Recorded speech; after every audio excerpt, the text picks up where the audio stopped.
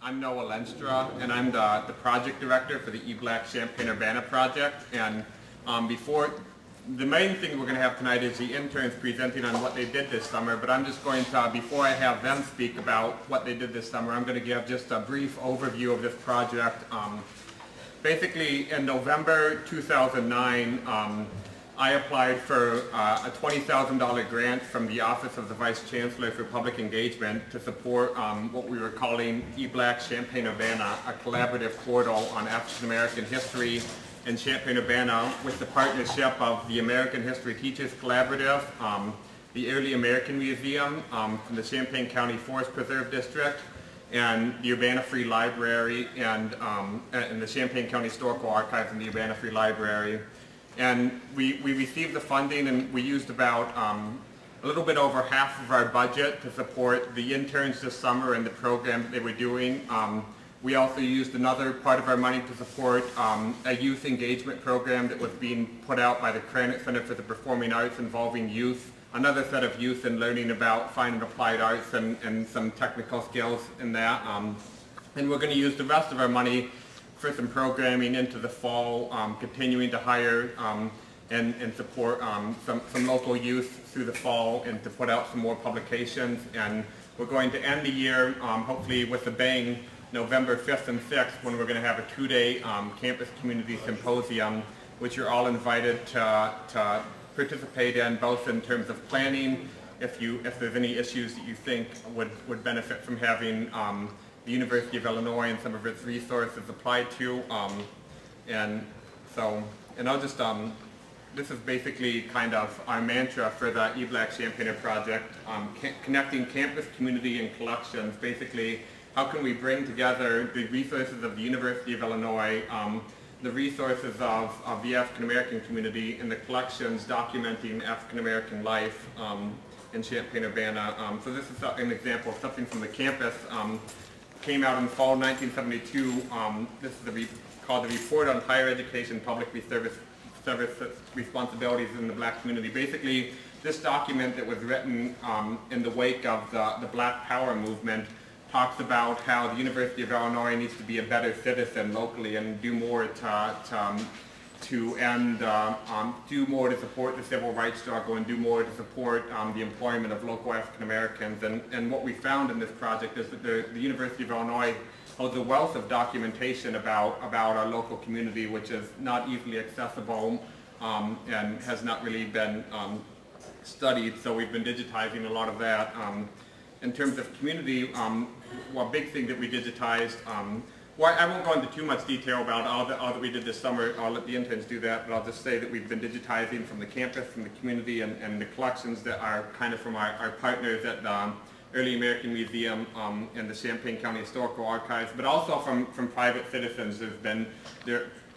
Private individuals have let us digitize some of their material, and what's great about digital technology is that people don't have to give up what they have in order for it to be accessible by the broader public.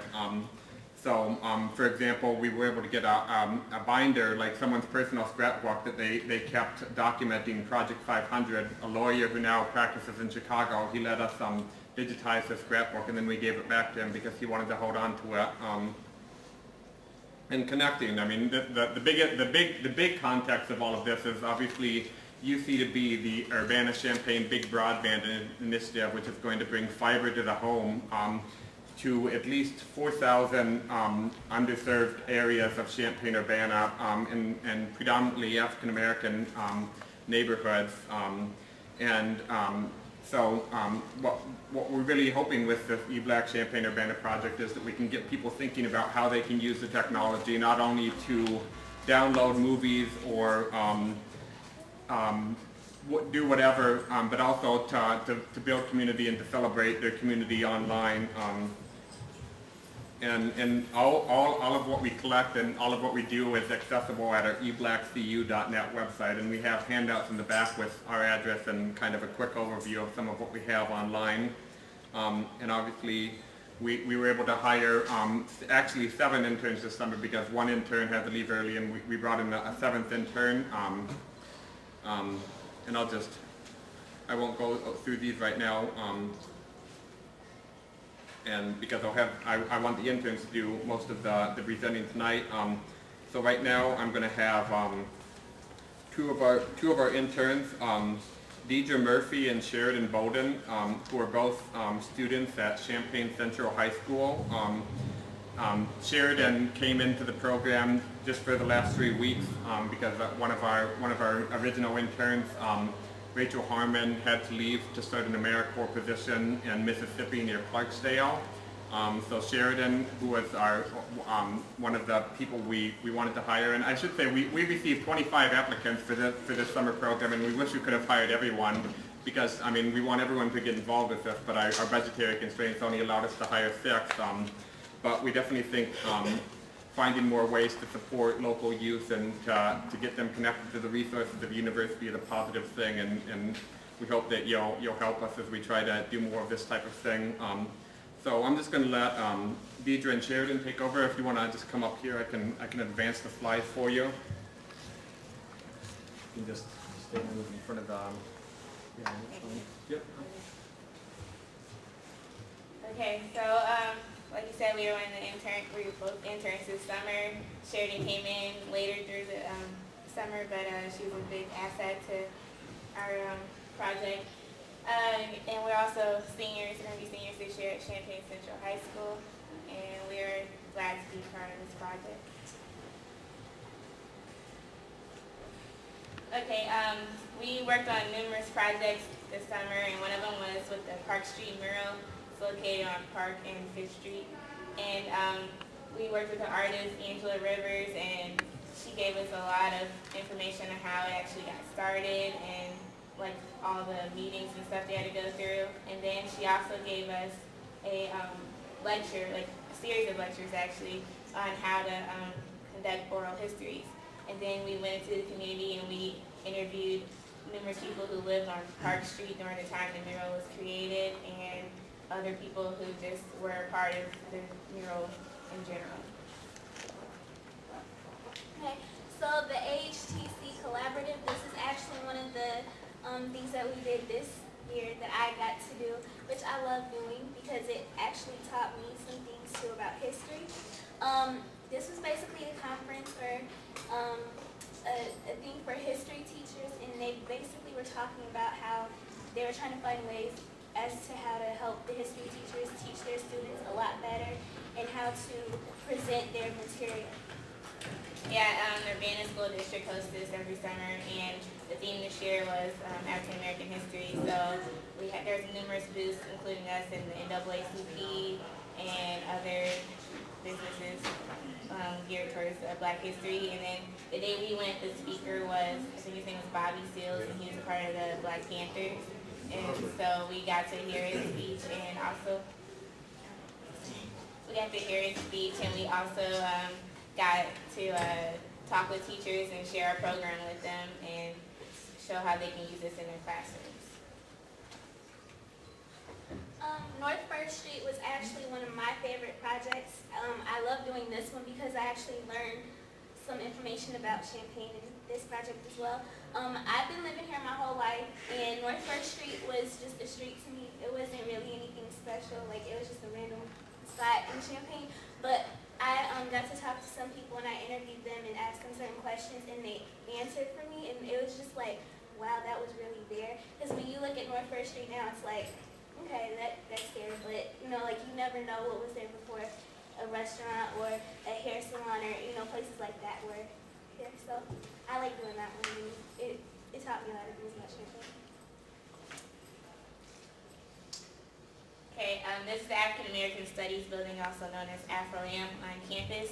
We spent almost every day there. At least 2 people at a time would go there and scan, and that's where we did most of our digitizing, and we would scan things into the computer and upload them on our website. And the staff there is very helpful, and because I could never remember the code for the copier ever. They ended up just writing and keeping on a Post-it note for me anytime I would come by there, so that was good. And yeah, and it was also a good chance to get to know the other interns, because you would like go in pairs, so the other person you're with, it was just you and them the whole time for 3 hours, so you got to learn a lot more about them. And that's the end of our slideshow. All right, great, and we'll allow everyone.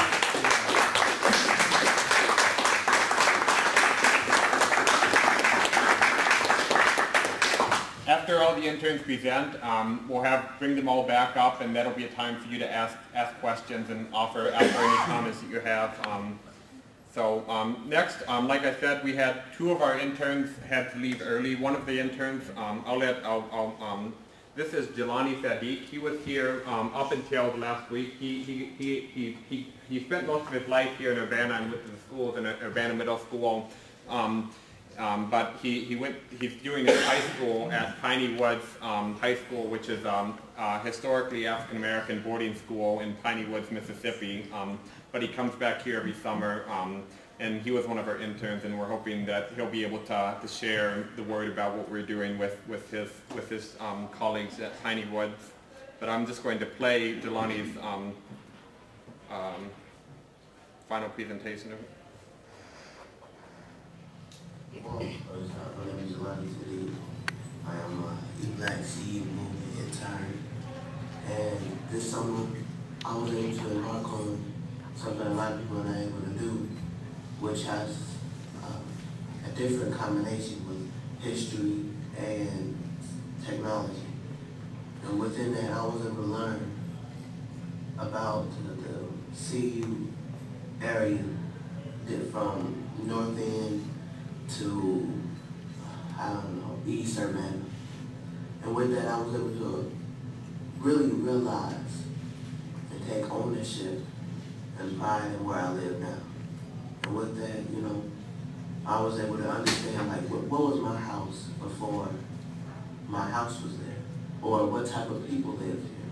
What was the activities, the hobbies, the controversies, the early technologies that came here? How did the university have an impact on the community of where I live? And with that, I was able to meet a lot of new people, from Angela Rivers to Ted Atkinson, and really be able to hear that story. And from even flying down Washington, asking people to come out to the oral history booth, I was really able to realize that this community had a lot to offer. And I believe that the school systems here should take ownership of that.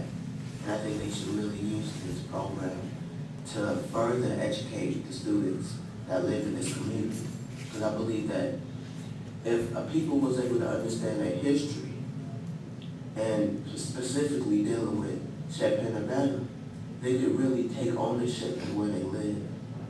To really know, well, before my house was here, or before my apartment was here, before my condo was here, this was farmland owned by some family. Right? And really be able to take ownership of that.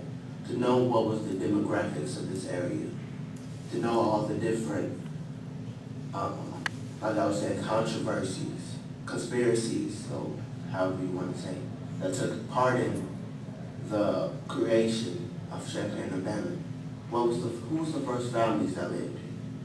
And so with this program, I was able to learn and answer those questions. And that's why I believe that this program, in which I was more than happy to be a part of, really helped me to understand more about the history of this area. And then to really look forward into the technology part of it, we was able to learn how to archive different history, use scanners, go to the universities, use the photocopiers, to be able to take all these newspaper clippings and these photographs and these books, the cotillions, and put them on the internet for other people to see. Because I didn't know about the early cotillions. I didn't know who was it. And a lot of times people found that they knew a lot of people in the cotillion books. And I thought that was really cool to be able to do.